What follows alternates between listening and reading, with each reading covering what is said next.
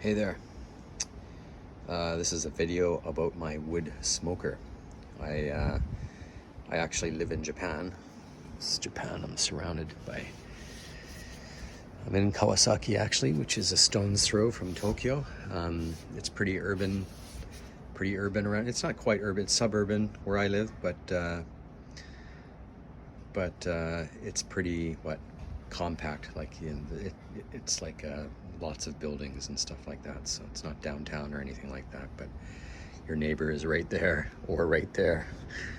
Anyways, yeah, I've lived in Japan since 2000, and maybe about 8 or 9 years ago, I got into smoking, and I bought myself a barrel smoker, like those cheap ones you can get at Costco or something like that. And it was a vertical smoker, and I got a lot of good use out of it.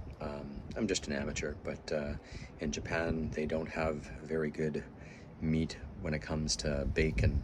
Actually, bacon was the reason, my inspiration, why I get into smoking in the first place. So anyways, so I ended up making my own bacon with the other smoker, charcoal smoker, and it was awesome. Just the bacon was 100 times better than anything bought in Japan, plus way better than anything that I ate off the shelf in Canada. So I'm Canadian, by the way. So anyways, I built a new house. This was built about a year ago, and yeah, I just can't use my charcoal smoker anymore. I kind of used up all the land where I was smoking before when I built the house, so I kind of moved to the balcony, and I was nervous to get charcoal smoking up here next to the house. So what I decided to do was to make my own wood box smoker. So this is what I did over the course of a month. I was just chipping away at it. I could probably have finished it in probably a weekend easily. So basically this is just plywood. The thickness is 12 millimeters. I forget what that is, and probably, I don't know, half an inch, I guess. I don't know, something like that. And so I just made a smoker out of plywood. Now, I kind of did research, and people were saying that the glue is holding the plywood together. So I'm actually seasoning it right now, and I'm kind of heating it up to temperature without any smoke at the moment. Let this go for a few hours, and to kind of dry out the glue and make it safe for smoke. And it's probably, I'll get some people saying you shouldn't do that, but yeah, whatever. It's done. It's what I'm gonna do. So anyways, so it's about ½ inch or 12 millimeter plywood. And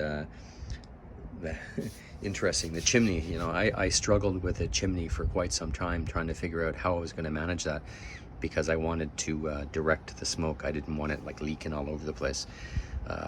One reason, so I can kind of halfways control where the smoke's going to go, and for the second reason was just make it more efficient. So inside will be hotter, and it's not leaking all over the place. It just retains the heat better. So the more efficient it is, the less power I can use. So like I mentioned, I'm not using charcoal anymore. I'm using an electric element. I'll open it up here and show you in a minute, but it has 4 settings. What is that? 320 watts, 400 watts, 800 watts, and 1200 watts. And I'm currently using 800 watts.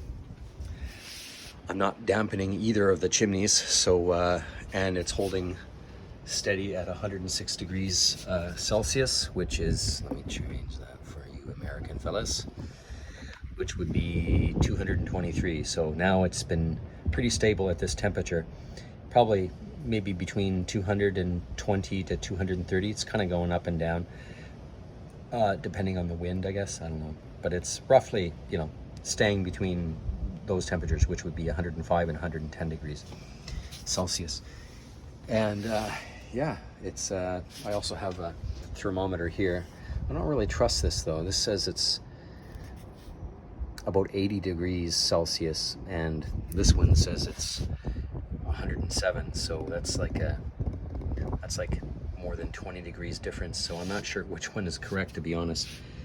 Yeah, I have the probe on the inside. It could be that this probe is touching the steel. I'll open it up and you'll see in a second. But anyways, how I accomplished this was to use, these are like curtain rods, and actually these are curtain rod holders. So usually this would be horizontal, right? So they're stainless steel, so they're pretty good quality.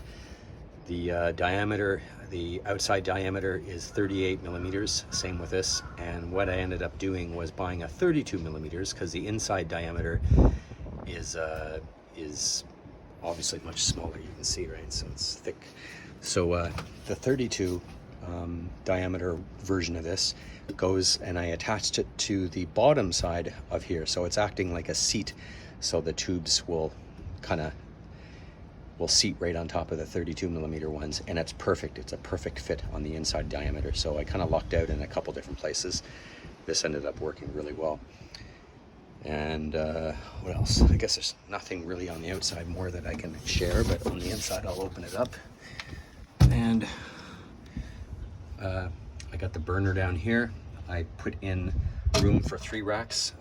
I just don't have the third one in. This is where the bottom rack is going to be the same as this. It's going to be here, and it's going to hold the drip tray, and it's also going to hold wood chips.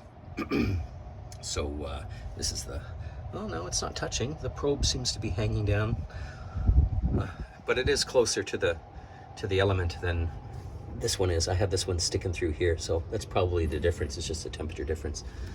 This is right next to the chimney as well. So anyways, and I don't know if you in Japan, people smoke stuff, but I can't close this now with one hand. People smoke stuff, but they do it differently. They don't have pellets. This is a popular. You can actually have the chips, little chips, and you can wrap them up in tin foil. I think those are, you can buy those anywhere, even in the States and Canada. But I haven't seen these in Canada. It's a compact sawdust for the wood that, whatever wood that you want to buy. This is smoke wood, obviously. And this particular wood is hickory. So you can actually get them in different types of trees. So you can get cherry wood, hickory, apple wood. There's all sorts of, you have a big selection. And they come in different lengths. So this is the short one. The long one is about double the size. And how it works is that you just, after you take it out of the package, you light the end of it with a torch. And it doesn't catch fire, but it slowly burns down like embers. And you put it inside a little dish or whatever, and it slowly burns. This size is about 2 hours.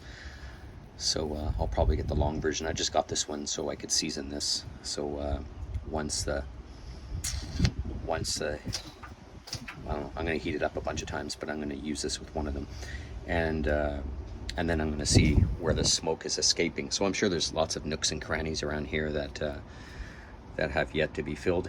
And what I'll do is fill that with silicone sealant. And my idea is that once that's sealed, it's going to even be more efficient. There's going to be no heat escaping and cracks and stuff. So it will, I might have to dampen this and by covering one of those chimneys. But anyways, I just thought I'd share that with people. And I hope you enjoyed the video. And yeah, cheers.